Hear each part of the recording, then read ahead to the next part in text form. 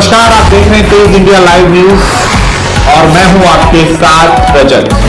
आइए दिखाते हैं दिन भर की कुछ खास छोटी और बड़ी खबरें।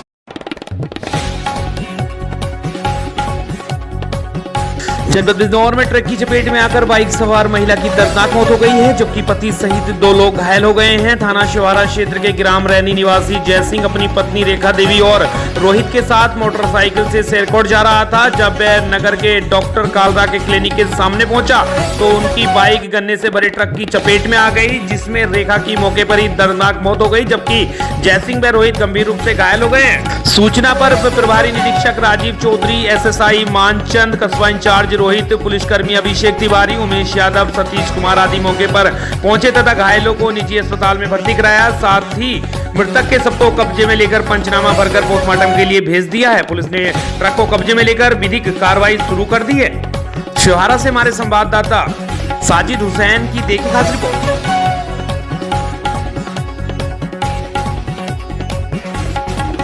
वहीं जनपद बिजनौर के अफजलगढ़ क्षेत्र में रोडवेज बस की टक्कर से बाइक सवार दंपत्ति घायल, गंभीर रूप से घायलों को किया गया हायर सेंटर रेफर। जी आपको बता दें, मामला बिजनौर के अफजलगढ़ कोतवाली क्षेत्र का है, जहां दरअसल गांव भूतपुरी निवासी कैलाश अपनी पत्नी सर्वेश के साथ बाइक द्वारा कहीं जा रहे थे। भूतपुरी तिराहे पर अफजलगढ़ की ओर से आ रही रोडवेज बस के समीप आने पर कैलाश ने अपनी बाइक साइड में रोक ली, किंतु जब तक चालक रोडवेज बस को रोक पाता बाइक बस की चपेट में आ गई, जिसमें दोनों पति पत्नी गंभीर रूप से घायल हो गए हैं। वहीं बाइक भी क्षतिग्रस्त हो गई है। वहीं घायलों को एम्बुलेंस की मदद से अफजलगढ़ सीएचसी में भर्ती कराया गया, जहां से प्राथमिक उपचार के बाद दोनों को हायर सेंटर रेफर कर दिया गया है, जिसमें इलाज को ले जाते समय महिला की मौत हो गई, जिसमें परिवार में कोहराम मच गया है। वहीं पुलिस ने सबको कब्जे में लेकर पोस्टमार्टम के लिए भेज दिया है। इस संबंध में कोतवाल मनोज कुमार का कहना है कि तहरीर मिलने पर अग्रिम कार्रवाई की जाएगी। अफजलगढ़ से हमारे संवाददाता विनय भार्गव की देखिए खास रिपोर्ट।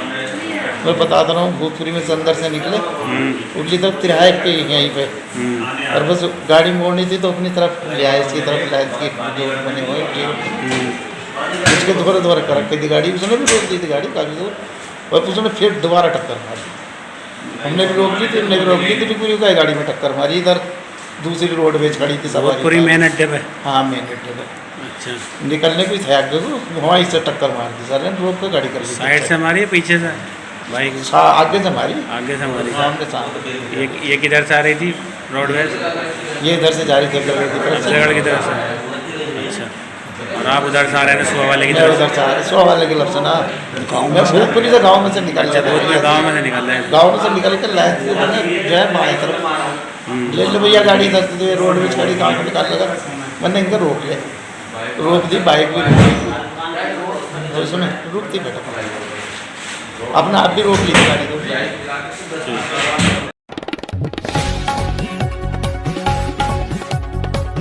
वहीं उत्तर प्रदेश के जनपद बरेली में शासन द्वारा नगर निकाय चुनाव के दृष्टिगत अवैध शराब के विरुद्ध चलाए जा रहे विशेष प्रवर्तन अभियान में बुधवार तहसील फरीदपुर में जिला आबकारी अधिकारी विजय प्रताप सिंह के नेतृत्व में आबकारी इंस्पेक्टर पुष्पेंद्र कुमार फरीदपुर द्वारा अपने हमराइयों संजीव, सुजीत, योगेंद्र त्यागी के साथ गेहार बस्ती में तबीज देकर लगभग 25 लीटर कच्ची शराब बरामद की गई है। लगभग 500 किलोग्राम लहन को मौके पर नष्ट किया गया है। बरेली से हमारे संवाददाता प्रमोद शर्मा की देखिए खास रिपोर्ट।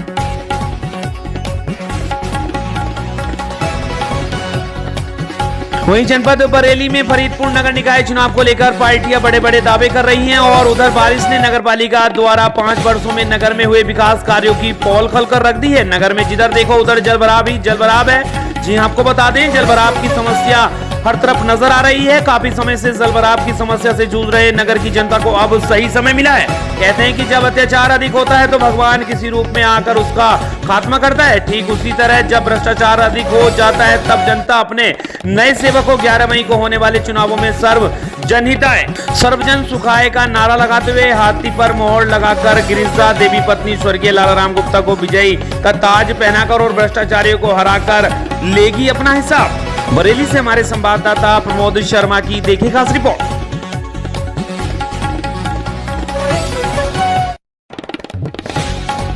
वहीं जनपद बरेली के अंतर्गत आने वाली नगर पालिका परिषद फरीदपुर से आम आदमी पार्टी के अध्यक्ष पद के प्रत्याशी अनूप गुप्ता ने नगर में घूमकर जनसंपर्क किया और आम आदमी पार्टी से विजयी होने पर हाउस टैक्स और वाटर टैक्स माफ से नगर वासियों को अवगत कराते हुए उनसे 11 मई को होने वाले चुनाव में मतदान करने का आह्वान किया। बरेली से हमारे संवाददाता प्रमोद शर्मा की देखिए खास रिपोर्ट। हमारा मुकाबला किसी से नहीं है, क्योंकि ईमानदारी और भ्रष्टाचारी का कभी कोई मुकाबला नहीं होता है, ये जनता को तय करना है। ऐसा आपने क्या किया है जो मतदाता आपकी तरफ मुड़ सकता है? मैंने 30 वर्षों से लगातार सामाजिक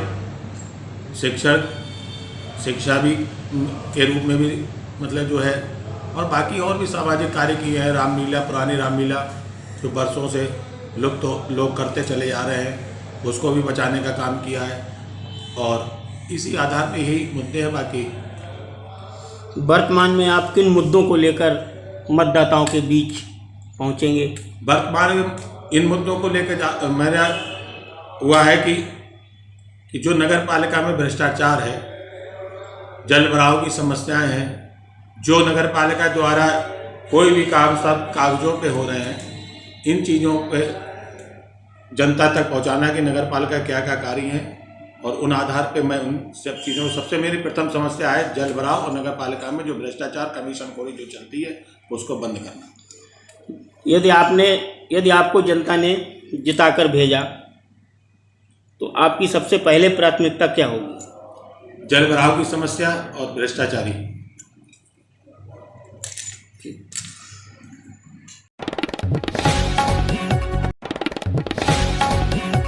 वहीं उधर लखीमपुर खीरी जिले में एक बार फिर जंगल से निकले तेंदुए ने खेत में ट्यूबवेल देखने गए ग्रामीण पर हमला कर गंभीर रूप से घायल कर दिया है, जिसमें ग्रामीणों में दहशत का माहौल है। दरअसल लखीमपुर खीरी के तराई में मौजूद दुधवा टाइगर रिजर्व से आए दिन हिंसक वन्यजीव और रिहायशी इलाकों में पहुंच रहे हैं और लगातार मनुष्य पर हमला भी करते दिखाई दे रहे हैं। वहीं एक बार फिर दुधवा टाइगर रिजर्व के इस संपूर्ण नगर वन रेंज से सटे हजारा क्षेत्र के कबीरगंज के जनता फार्म निवासी रंजीत सिंह घर से पास में ही खेत पर ट्यूबवेल देखने गए थे। इस दौरान वहां पहले से घात लगाए बैठे तेंदुए ने उन पर हमला कर दिया। वहीं उनकी चीख पुकार सुनकर आसपास खेतों में कार्य रहे ग्रामीण मौके पर पहुंचे या देखकर तेंदुआ रंजीत को छोड़कर खेतों की ओर भाग गया।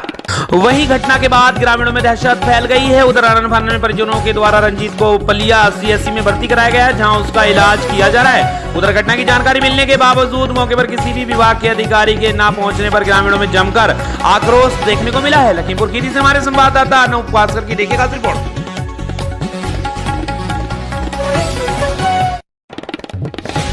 लखीमपुर खीरी में निर्दलीय प्रत्याशी डॉक्टर ईरा श्रीवास्तव के समर्थक को हेमू गुप्ता को सदर कोतवाली पुलिस ने शहर के सौजन्य चौक से उठाया। सदर कोतवाली पुलिस का आरोप है कि निर्दलीय प्रत्याशी डॉक्टर ईरा श्रीवास्तव के समर्थक पोलिंग एजेंट हेमू गुप्ता वोटरों को लुभाने के लिए स्कूटी से शराब बांट रहे थे। वहीं पुलिस द्वारा हेमू को उठाने की खबर लगते ही सदर कोतवाली में डॉक्टर ईरा श्रीवास्तव के समर्थकों का जमावड़ा लग गया।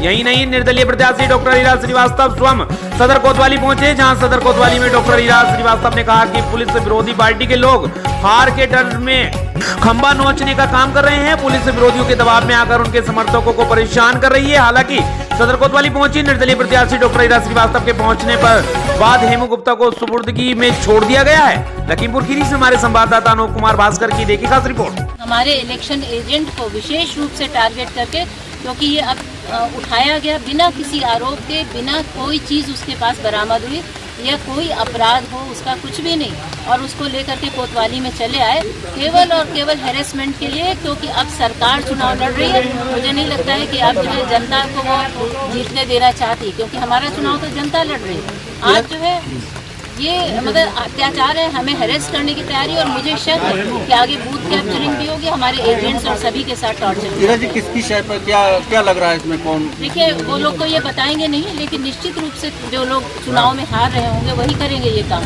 वो जो लोग कहते हैं ना खम्मा नोचने वाले, हमने तो किसी की शिकायत नहीं की, हमें कोई इससे मतलब नहीं है कि वो अपना चुनाव लड़े, हम अपना चुनाव लड़े, हम किसी के खिलाफ कभी कुछ बोलते नहीं है। लेकिन उसके बाद जो है सबसे पहला अटैक हमारे इलेक्शन एजेंट पे किया गया। आप ये सोचिए, जो प्रत्याशी की जगह होती है, जो हमारी सिग्नेचर कर सकता है, उसको आज उठा करके लेके आए। ये मेरे ऊपर सीधा सीधा अटैक है, मैं ये मानती हूँ। और अगर अभी नहीं छोड़ते तो ये इलेक्शन में यहीं कोतवाली से लड़ूंगी, ये भी हम बता दें।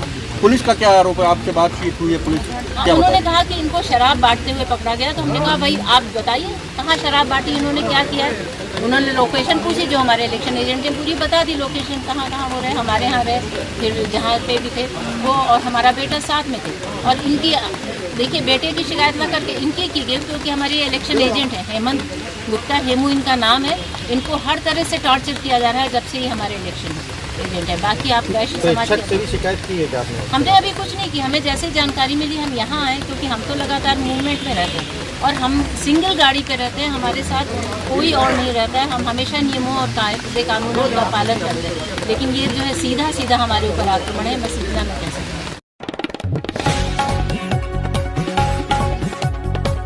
वहीं अयोध्या नगर निगम के भारतीय जनता पार्टी के महापौर पद के उम्मीदवार महंत गिरीश त्रिपाठी ने बुधवार को रामकोट वार्ड सहित अन्य कई वार्डों का दौरा किया। इसी क्रम में रामकोट वार्ड से भारतीय जनता पार्टी के सिंबल पर चुनाव लड़ रही चमेला देवी पत्नी घनश्याम दास पहलवान की चुनाव कार्यालय पर भी पहुंचे, जहां पर बाबा घनश्याम दास पहलवान व उनके पुत्र प्रियेश दास ने माला पहनाकर व अंग वस्त्र भेंट कर स्वागत किया। इस मौके पर मौजूद मीडिया से बात करते हुए भाजपा के महापौर प्रत्याशी महंत गिरीश त्रिपाठी ने कहा कि रामकोट वार्ड में जनसंपर्क करने आए हैं और यहां की जनता से भी अपील है कि भगवान श्री राम का भव्य मंदिर बन रहा है और अगले वर्ष भगवान श्री राम अपने नवनिर्मित मंदिर में विराजमान होंगे। इसीलिए भारतीय जनता पार्टी की उम्मीदवार चमेला देवी और भाजपा से महंत गिरीश त्रिपाठी को कमल के निशान पर बटन दबाकर भगवान के चरणों में 2 पुष्प कमल का अर्पित करने का काम करें। उन्होंने कहा कि भारतीय जनता पार्टी ने अयोध्या में जिस तरीके से विकास के लिए बजट दिया है, इस तरह का बजट आज तक किसी अन्य सरकार द्वारा रामनगरी अयोध्या को नहीं मिला है। वहीं बाबा घनश्याम दास ने आए हुए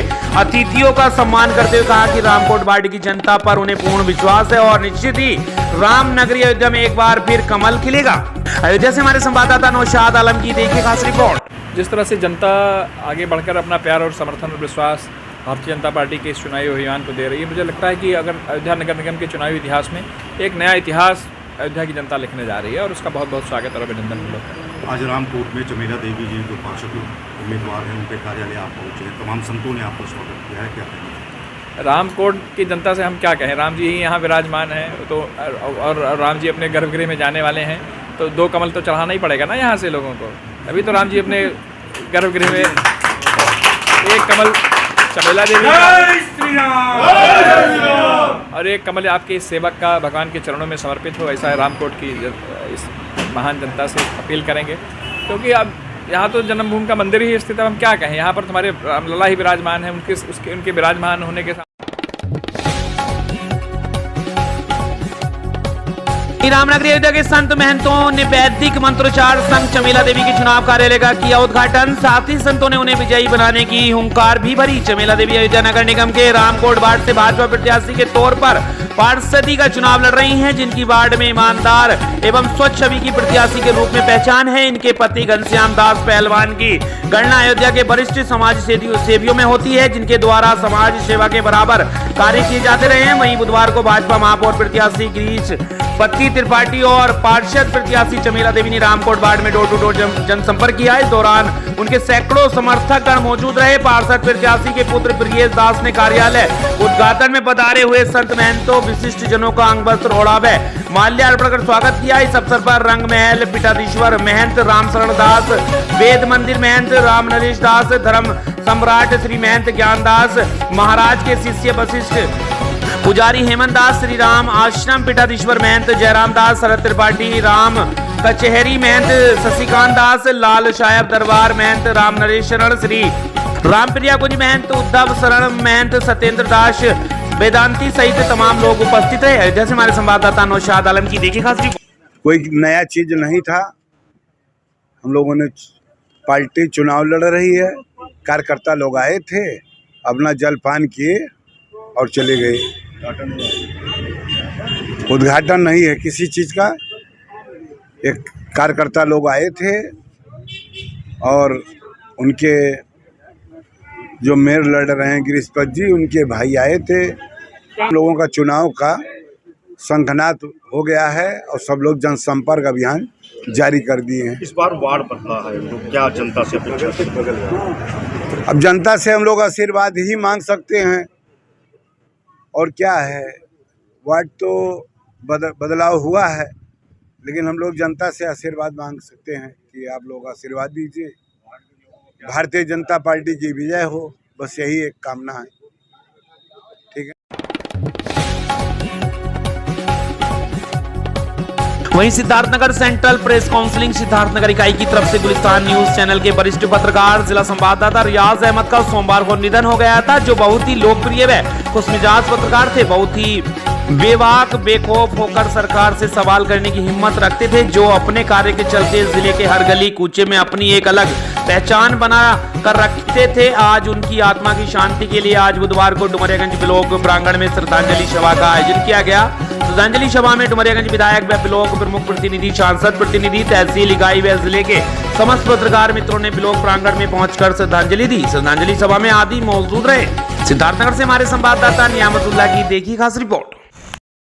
आज डुमरियागंज ब्लॉक प्रांगण में स्वर्गीय रियाज अहमद खान का यहाँ पर श्रद्धांजलि दिया गया। वहीं आपको बता दें कि 1 मई को रियाज खान का अचानक देहांत होने जाने से हम पत्रकारों में काफ़ी दुख का संकट आया, क्योंकि जिस तरीके से रियाज खान हम सभी के साथ एक भाई के साथ पत्रकारिता का धर्म निभाते हुए हम लोगों के सुख दुख हमेशा काम आए हैं। लेकिन रियाज खान आज हम सबके बीच नहीं है। यहाँ पर सभी पत्रकारों ने उनको श्रद्धांजलि दी और उनकी आत्मा की शांति के लिए ऊपर भगवान से दुआ किया, और वहीं सभी संगठन के लोग भी इसमें हिस्सा लिए। शोक सभा का आयोजन किया गया था, इसको लेकर आप क्या कहना चाहेंगे? बड़े दुख की बात है। गुलिस्तान न्यूज़ चैनल के रियाज अहमद बड़े ही होनहार पत्रकार थे, जो बेबाकी से अपनी पत्रकारिता करते थे। पत्रकारिता में उनकी छवि बहुत ही अच्छी थी, जिसकी जितनी सराहना की जाए वो कम है। वो एक बेबाक और बेखौफ निडर पत्रकार था, जिनका निधन 1 मई 2023 को हो गया। उसी के संबंध में आज ब्लॉक प्रांगण में एक शोक सभा रखी गई थी उनकी आत्मा की शांति के लिए। मैं ज़्यादा कुछ नहीं कहना चाहता, बस आप लोगों से यही अपील है कि उनकी आत्मा की शांति के लिए ईश्वर से प्रार्थना करें और उनके परिवार वालों को इस असीम पीड़ा को सहने के लिए ईश्वर शक्ति प्रदान करें। नगर जिले के संवाददाता रियाज अहमद का 1 मई को अचानक तबीयत। वहीं छत्तीसगढ़ के बिलासपुर में पूर्व नेता प्रतिपक्ष एवं बिल्हा के विधायक धर्मलाल कौशिक ने मंगलवार को भाजपा कार्यालय में प्रेस कॉन्फ्रेंस कर मीडिया से बातचीत की। इस दौरान पूर्व नेता प्रतिपक्ष धर्मलाल कौशिक ने सरकार के ऊपर गंभीर आरोप लगाया और उन्होंने कहा कि कांग्रेस शासनकाल में पहले कोयला, जमीन, फिर शराब और अब रेत घाट की कालाबाजारी कर भ्रष्टाचार करने लगे हैं। यही नहीं, यहाँ पर बाकायदा दर्जनों पोकलेन से खुदाई एवं लोडिंग की जा रही है, जिसका वीडियो और फोटो भी नेता प्रतिपक्ष ने मीडिया के सामने जारी किया है। पूर्व नेता प्रतिपक्ष एवं विधायक धर्मलाल कौशिक ने यह भी कहा कि आरंग, चिकली और हरदी घाट में चल रहे रेत के अवैध खनन से हर दिन 50 लाख रुपए की आमदनी प्रतिदिन होती है। वहीं ऐसा लगता है कि आरंग जिस जिले में आता है वहां पर न कलेक्टर है, न खनिज विभाग और न ही कोई कार्रवाई करने वाला अधिकारी, जिसके कारण माफिया खनन करने में सबसे आगे हैं। फिलहाल जिस तरह से पूर्व नेता प्रतिपक्ष ने यह गंभीर आरोप लगाया है, वह सनसनी फैला दी है, क्योंकि उन्होंने यह आरोप किसी और पर नहीं बल्कि सरकार पर लगाया है और उनका साफ साफ कहना है कि यह खनन खुद सरकार द्वारा करवाया जा रहा है, जिसकी वजह से राज्य सरकार भी घेरे में आ रही है। छत्तीसगढ़ के बिलासपुर से हमारी संवाददाता लक्ष्मीप्रीति सोनी की देखी खास रिपोर्ट। सरकार चलाती है, किसी को लेकर 50 लाख की राजस्व की प्राप्ति होती है। ये राजस्व की जो 50 लाख की प्राप्ति होती है, ये फोटो है, मैं आपको इसका वीडियो आपको जारी कर रहा हूँ, जो घाट में है।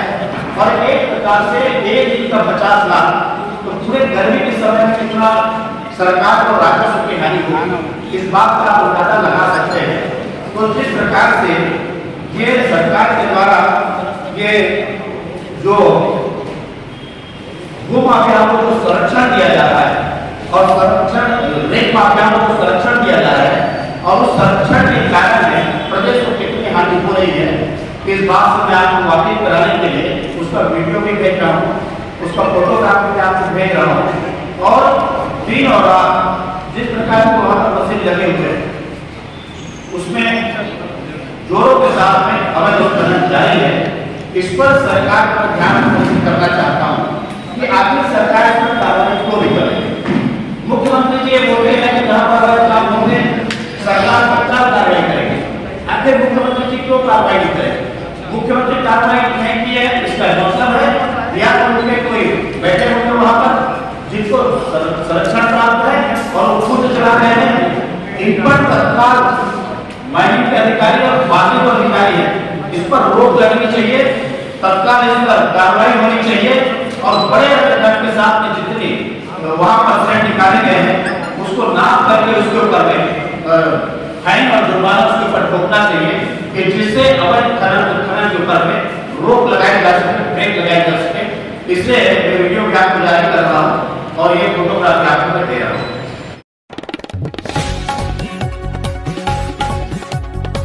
बता दें वहीं छत्तीसगढ़ के बिलासपुर जिले की विधानसभा मस्तूरी के छाया विधायक दिलीप लहरिया का जन्मदिन मनाया धूमधाम से। जी आपको बता दें लहरिया के जन्मदिन के अवसर पर जोंधरा से खोदरा कार्यकर्ताओं ने धूमधाम से जगह जगह स्वागत किया, केक काटे।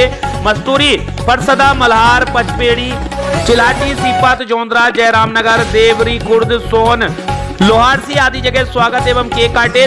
छत्तीसगढ़ बिलासपुर से हमारे संवाददाता रामशंकर श्रीवास की देश की खास रिपोर्ट।